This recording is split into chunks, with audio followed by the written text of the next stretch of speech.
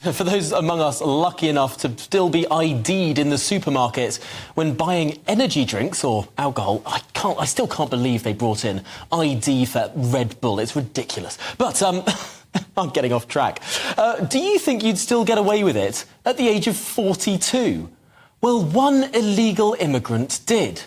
Yes, a 42-year-old Iraqi, we're calling AJ, he crossed the English Channel in a small boat and is found to be posing as a 17-year-old, living with children.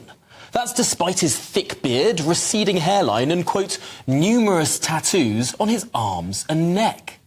Well, he's now staying at a 3-star hotel, where else, where other adult migrants with them while he appeals a decision at taxpayers' expense. That decision is to have him deported, of course, but he's waiting for that appeal and still in the country while he waits. Well, we're joined by the former Chief Immigration Officer for UK Border Force, Kevin Saunders, now. And Kevin, we've heard stories like this before. We've heard lots of stories like this before, but never one so extreme, so stark. A 42-year-old placed in accommodation initially for a week with children. That was until they dug up his fingerprints. Good afternoon, Tom. Yeah, it's horrendous, isn't it? Absolutely horrendous. I have no idea how anybody doing an age assessment could have got it so badly wrong. It's atrocious. I hope whoever did it is getting some extra training. Well, not just some extra training. I hope they're getting the P45. I mean, honestly, this is the most ridiculous situation. Apparently, suspicions were raised, given the size of the bloke, his big bushy beard, the tattoos, the balding, I mean, all the rest of it. Some pretty obvious signs that perhaps this isn't a young teenager. But then they checked his fingerprints and found that actually, I think it was the CIA had logged him as a terrorist more than a decade ago. I mean, and he's still in the country. How are we at this position now when things are so clear? Why hasn't he been deported yet? Well, he hasn't deported because he's appealed, saying that if he is removed to Iraq, his health will suffer because he's got depression, and only the NHS can treat him. That's the grounds on which he's appealing on.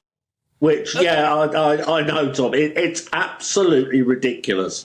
What I don't understand is why he hasn't been put in detention. I don't understand why he is still in a hotel. I would have thought this is an ideal person to have been put into detention.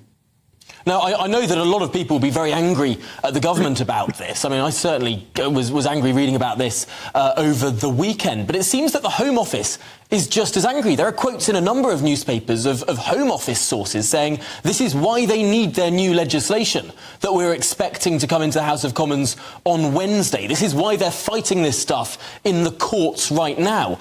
How much control does the government actually have here? Well, when you do an age assessment, then two senior officers will do the age assessment, and if they determine that he's a minor, he'll be passed over to the Social Services Department of, well, in Dover, they would go to Kent County Council. So what I can't see, what I don't understand, is first of all how two people at Dover thought that this man was over 40. Was over 17 rather, and secondly, how social workers at Kent County Council also thought he was a minor. So something has gone really, really badly wrong. And I would imagine that even as we speak, people are making inquiries about to see who did it and how and why and what went wrong, because this is a real ungoal. Clearly big failings that have already occurred, but I'd argue failings that are still occurring now. This person that was fingerprinted by intelligence agencies in previous decades, who is understood to have been a member of ISIS, now just in a hotel in the United Kingdom at the expense of taxpayers. Yes, I really don't understand this one. I really don't. He should have been placed into detention, and I would be astonished if, for all this publicity, but in the next couple of days he's not put into detention because clearly he is a clear and present danger. If the information that we're hearing about him being an ISIS terrorist is correct.